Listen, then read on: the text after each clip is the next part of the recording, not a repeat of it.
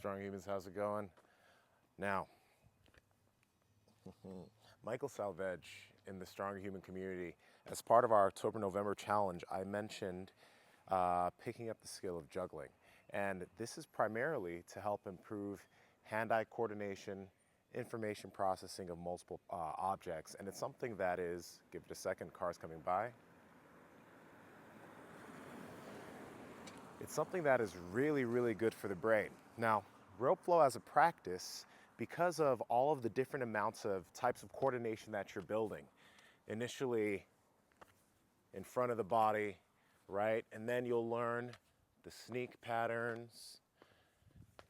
Then you'll learn to maybe have the rope behind your body doing different patterns.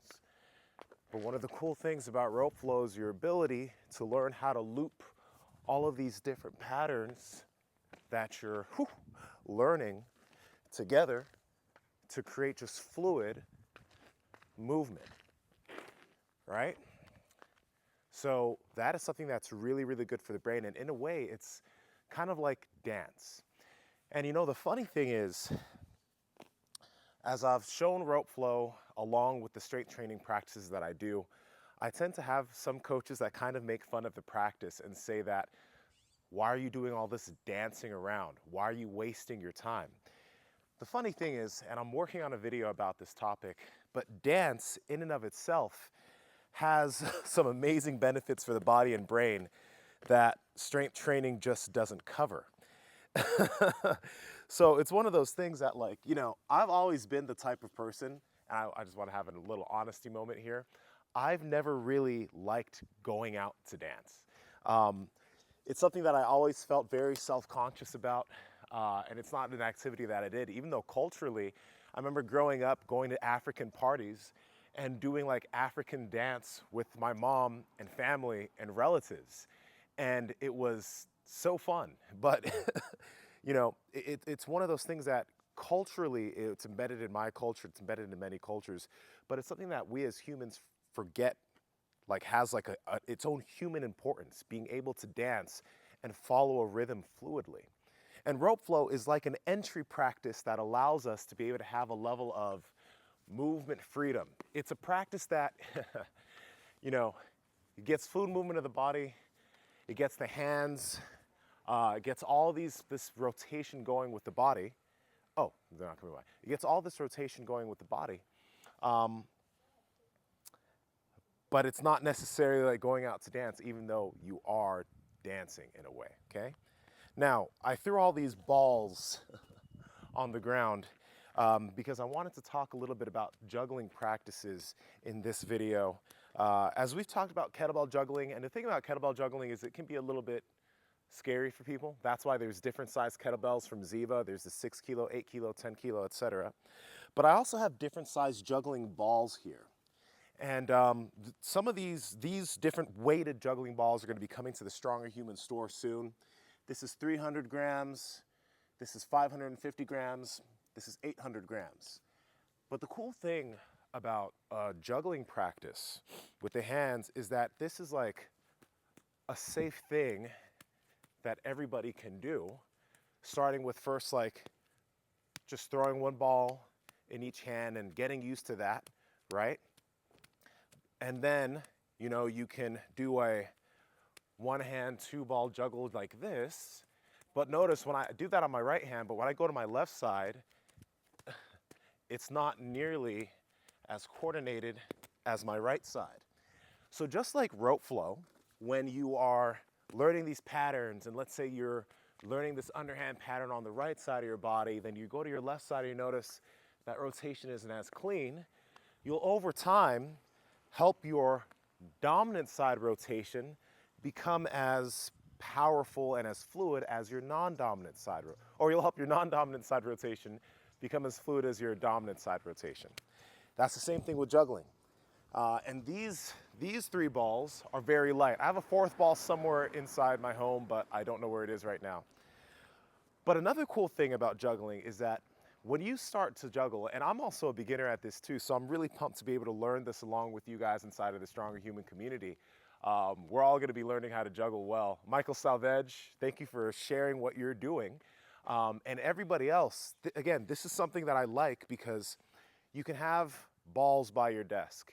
It's something that gets your brain going. It's something that gets your hand-eye coordination going. But here's a little thing that happens, okay? When you're juggling with 3 balls, and the 3-ball juggle is something that I think a lot of us are going to be able to get within 2, 3, 4 weeks, right? There are ways to do it where, okay, I'm gonna try to keep the balls lower. I'm gonna try to do it fast, right? Boom, boom, boom, boom, okay? And then you can try to see what happens when you throw the balls higher. But a cool thing that happens when you start to use heavier juggling balls. So let me grab, this is, let's see, 300 grams, 550. Okay, sorry. Woo! When you grab heavier juggling balls, you're gonna find that it gets easier if you allow your body, notice how I start to bounce my body with it. So with rope flow, you learn initially that it's quite a handsy practice, but then you learn to generate the force with your body. Now force is coming through your legs, going through your spine, releasing through the arms to the rope, and it becomes a full body practice, right? When you challenge yourself with the weight of a juggling ball, now I have 3 800-gram balls. You'll notice how my body begins to generate a bit of force on the ground to help me get these balls up so that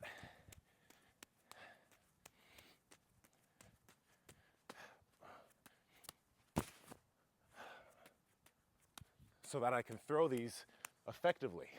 The force, I'm learning how to generate force from the ground through my hands. Whereas with a light ball, you can still do that, but it's hard to feel the need for the feedback of the entire body, right? Because it's not as heavy. So that's why, first, I think juggling is an amazing practice. Information processing, hand-eye coordination, working even of the eyes, because the eyes have to coordinate with finding these balls. And a cool thing I like to do is I like to actually take different sized balls, 3 different balls, and I like to juggle those because now it's a different input with every single throw, and I kind of have to adjust on the fly with the weight. Along with that, I have this like just different input, and my hand, I have to intuitively learn how to throw this lighter ball a little bit softer than I would this heavier ball if I want these balls to reach the same heights, right? So there's a small level of, I guess, finesse and movement intelligence that I'm learning how to build when I'm getting different inputs from different weighted balls. So if I were to have this heavier 800-gram ball, now I have a very light ball, a medium weight ball, and a pretty heavy ball, and I'm having to coordinate throwing these different weighted balls, right? And every day, again, this is something that it's not gonna take away from you. It doesn't make you tired. It's something you can do as a break for a few minutes, working each side. My non-dominant, my left side is so bad when I do this. But each day I'm just gonna be working on getting reps and working on getting different streaks. And then another thing I wanna mention to you, this is gonna be the last thing I mentioned about some of the benefits of this, is the breathing aspect. In rope flow, when you initially learn rope flow, when you were in the Rope Flow Foundations course, which is free on school.com and The Stronger Human, when you learn rope flow, I always mention breathe, breathe, breathe, because when you're learning a new skill, the reflex is to hold your breath, because what happens with people is the holding of the breath makes the body feel like it's safe, okay? Even though It's not necessarily the safest thing to be holding your breath while you're doing physical activity, but it guards the body. And when you're doing something new, the body instinctively wants to guard away. So you want to hold your breath. So when you start juggling, what you're going to do is you're going to tend to hold your breath when you want to try to tell yourself to breathe. So just like you've had to do with rope flow, if you've taken up that practice, you have to remind yourself, breathe, right? And I made a video on that on this channel, and I've mentioned it in The Strong Human before. It's the same thing when you begin one of these types of practices.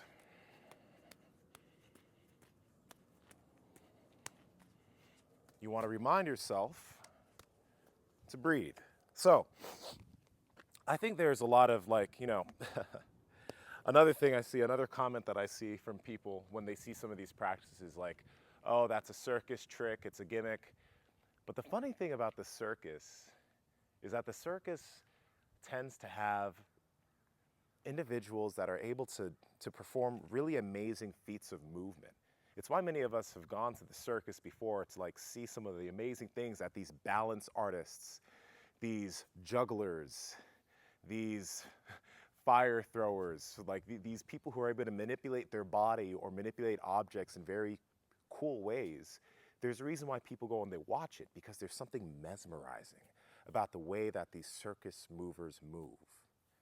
So when somebody says, oh, that's just a circus trick, I don't mind, actually. I don't even look at it like an insult. I look at it as a compliment, because circus artists are doing things that most people cannot do. But there's a massive amount of wisdom and intelligence in the way they do those things. And the cool thing is that we can all learn how to do it. So anyway, I just wanted to share some of that insight with you. Juggling is part of our October-November challenge. And again, it's a skill that all of us are able to learn. It doesn't beat us up. We can work it multiple times a day. We can just have juggling balls near our desk. I have these sprinkled through the house. I need to find all of them. But it allows me to kind of just take a break and, work on this skill.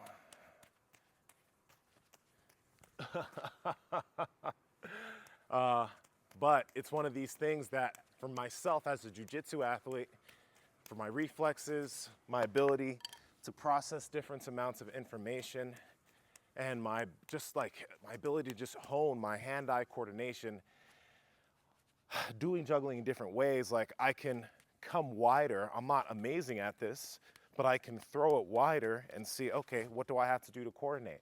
There are all these different things that you're able to learn just by throwing a ball up in the air with your hands. Massive benefit that we shouldn't overlook, and I think is going to benefit all of us here in the Stronger Human. So the weighted juggling balls, I think they're going to be available at the Stronger Human store in about a week. So you guys can look out for that. They'll go up to 300 to 800 grams. And like I said, you'll notice when you're working with a heavier ball, you're going to be getting, your whole body is going to be getting involved to help you efficiently throw that ball up in the air.